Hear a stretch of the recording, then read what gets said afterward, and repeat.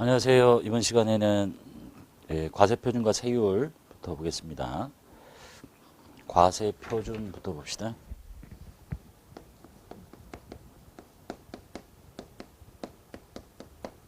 과세표준이란 납세 의무자가 납부해야 할 세액 산출의 기준이 되는 과세 대상. 그러니까 부가세를 이제 계산을 해야 되는데 세액을 산출을 해야 될 텐데 세액 산출의 기준이 되는 과세 대상이라고 되어 있네. 그러니까 어디다가 세금을 매길 거냐 이런 얘기네요. 여기다가 세율을 곱해야 산출세액이 나올 거니까. 그래서 이 과세 대상은 물건에다 할 거냐 아니면 이제 금액에다 할 거냐, 어떤 물건에다 할 거냐, 금액에다 할 거냐 아니면 수량에다 할 거냐. 보통의 세금은 다 금액에다가 금액을 과세 대상으로 하고 거기다가 이제 세율을 곱하게 돼요. 그래서 과세 표준은 밑에 나오겠지만 부가세의 과세 표준은 금액인데 그걸 보고 공급가액이라고 합니다. 공급가액. 과세 표준은 세법을 배워보시면 이제 다 많이 듣는 얘기인데 부가세를 계산하는 기준이 되는 과세 대상인데 그거를 금액에다 할 거냐 수량에다 할 거냐 라는 걸 결정하는 걸 보고 이제 과세 표준이라고 하고 부가세의 과세 표준은 공급가액, 즉 금액에다 하는데 그걸 보고 우리는 공급가액이라고 한다라는 얘기네요. 일반 원칙 보겠습니다. 재화 또는 용역의 공급에 대한 부가세 과세 표준은 해당 과세 기간에 공급한 재화 또는 용역의 공급가액을 합한 금액. 과세 표준은 이제 과세 기간이 이렇게 존재하죠. 여기가 1기, 여기가 2기면 요 해당 과세 기간에 공급한 요 금액의 합계, 공급가액의 합계가 과세 표준이다 라는 얘기네요. 자, 여기서 공급가액이란 다음 각 호의 금액을 말하는데 그 1번부터 쭉 6번까지 있죠. 이런 것들이 공급가액인데 이 경우에 대금, 요금, 수수료 그 밖에 어떤 명목이든 상관없이 꼭 명목이 무슨 금액이다, 뭐 요금이다 이렇게 정해진 거 아니라도 재화나 용역을 공급받는 자로부터 내가 이제 공급하고 공급받는 자로부터 금전적 가치가 있는 모든 걸 다 포함시키겠다. 보통은 다 금전이겠지만 금전이 아닌 걸 받다 하더라도 다 포함시키겠다. 그리고 부가세는 포함하지 않는다. 과세 표준에는 부가세는 포함하지 않는 거죠. 당연하지. 그래서 우리가 공급가액이 과세 표준이고 그것에 이제 10%인 부가가치세를 받으면 이거 뺀 나머지가 공급가액이고 이건 이제 걷어서 내는 거니까 이걸 합쳐서 이제 공급 대가라고 부르는 거죠. 첫 번째, 대가를 금전으로 받았다. 1번. 금전으로 받으면 그 대가가 공급가액이겠죠. 금전으로 받으면 그 대가. 물건을 팔고 돈을 용역을 공급하고 돈을 100만 원 받았어요. 그럼 그게 공급가액이지. 다만 이 대가를 우리나라 돈이 아닌 외국 통화, 그 밖에 외국환으로 받으면 다음의 금액을 그 대가로 한다. 즉 우리나라 돈이 아니라 달러를 받았다거나 뭐 엔화를 받았다거나 이렇게 하면 이거 외국 통화로 표시할 수 없으니까 이걸 이제 바꾸는 과정이 필요하겠죠. 첫 번째가 공급 시기가 도래하기 전에 원화로 환가를 했다. 즉 공급 시기 되기 전에 도래하기 전에 이 돈을 받아가지고 우리나라 돈으로 환가를 했다. 달러를 받았는데 그러면 공급 시기가 도래하기 전에 환가하면 그 환가한 금액이에요. 환가한 금액. 여기서 말하는 이제 공급 시기는 이 앞에서 배우셨죠. 주로 통화를 외국 통화로 주로 받는 경우는 수출하는 경우니까 수출의 경우에 공급 시기는 이제 주로 선적일이라고 보시면 되겠죠. 또는 뭐 기적, 비행기 더 싫은 날.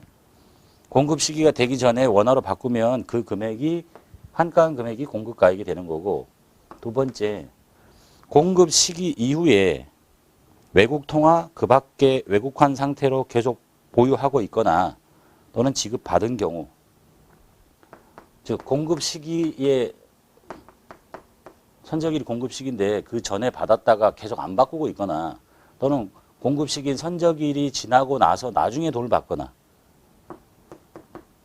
그러니까 팔고 외상으로 하고 나중에 돈을 받았다는 얘기죠. 그러면 공급 시기 이후에 그 이후에 이제 환가를 하겠죠. 근데 언제 환가할지 모르는 거니까 공급 시기의 기준 환율을 씁니다. 공급 시기의 기준 환율, 일반적인 게 기준 환율이니까 또는 뭐 제정 환율 이렇게 돼 있는데 기준 환율은 우리나라하고 미국의 환율을 기준 환율이라고 부른다고 보시면 되겠고 그다음에 우리나라도 미국과 환율이 있듯이 일본도 환율이 있겠죠. 그럼 우리나라와 일본의 환율을 제정 환율 이렇게 본다고 보시면 되겠네요. 즉 미국과의 환율은 기준 환율, 미국을 뺀 나머지 모든 나라의 환율은 제정 환율 이렇게 보시면 되겠네요. 요거 시험 잘 나오겠네요. 실기에서 잘 나오고 공급 시기가 도래하기 전에 받아서 바꿔버리면 그 바꾼 돈이 과세 표준이고 공급 시기가 되기 전에 돈을 받았는데도 안 바꾸고 계속 있거나 또는 공급 시기가 도래한 이후에 돈을 받게 되거나 그럼 언제 바꿀지 모르는 거잖아요. 일단 신고를 해야 되니까. 그래서 공급 시기 이후에 환가를 하거나 받아서 바꾸지 않고 있으면 공급 시기의 기준 환율을 쓴다는 얘기네요. 이걸 이제 사례를 좀 봅시다. 자, 1번 먼저 사례를 볼게요. 이거 먼저 볼게 돼. 공급 시기 도래하기 전에 환가를 했다. 사례를 보면 자, 2월 1일이 있고 자, 2월 1일에 환율이 달러당 900원이라고 볼게요. 자, 이날 총 수출하기로 한 금액은 2달러라고 보고 자, 이날 2달러를 미리 받았고요.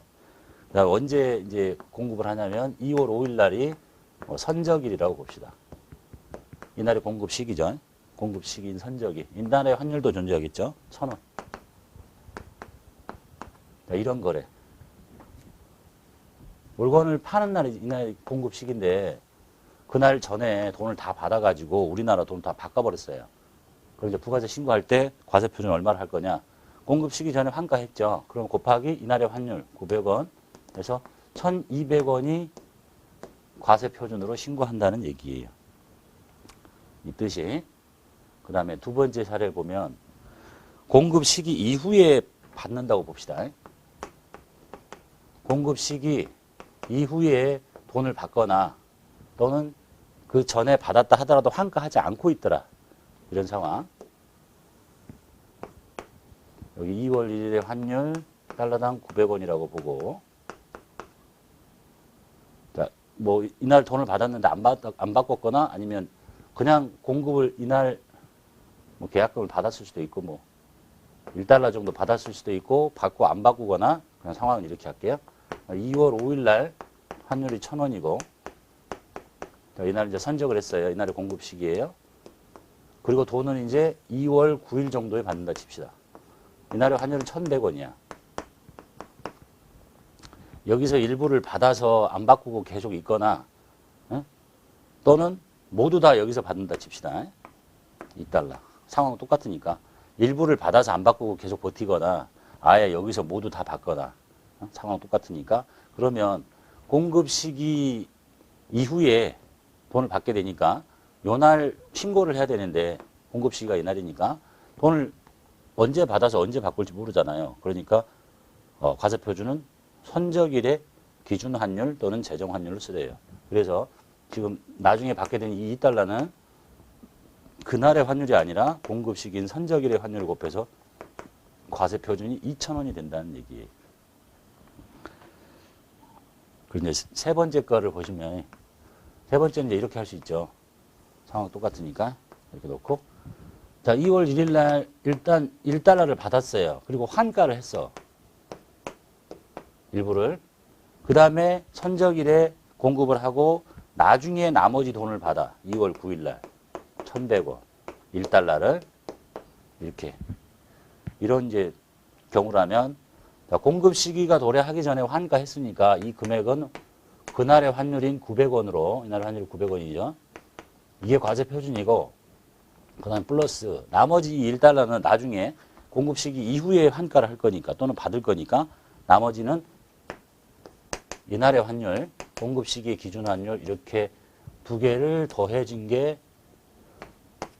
과세 표준이 된다는 얘기예요. 1,900원. 이해되시죠? 그래서 뭐 보통은 수출을 하고 돈을 나중에 받으니까 이날의 환율을 다 쓰는 경우가 많이 있겠고 미리 받아서 바꿔놨을 때 뭐라고 했겠어요? 이건 선수금이겠지. 자, 그 다음에 보셔야 될 게, 이제 좀 문제가 어렵게 나오면, 우리가 부가세를 하실 때는 회계 처리를, 이 과세 표준 이 금액 자체를, 여기 1200원, 여기는 1200원 아니지. 1800원, 298. 1800원이 과세 표준이고, 여기 2000원이 과세 표준이고, 여기는 1900원이 과세 표준이에요. 각각 다 다르죠. 이제 부가세법상 회계 처리를 하면 요거 매출이 1,800원일 것이고 2,000원일 것이고 1,900원일 것인데 이게 이제 일반 기업 회계상의 회계 처리하고 일치하느냐를 좀 생각해 보셔야 돼요.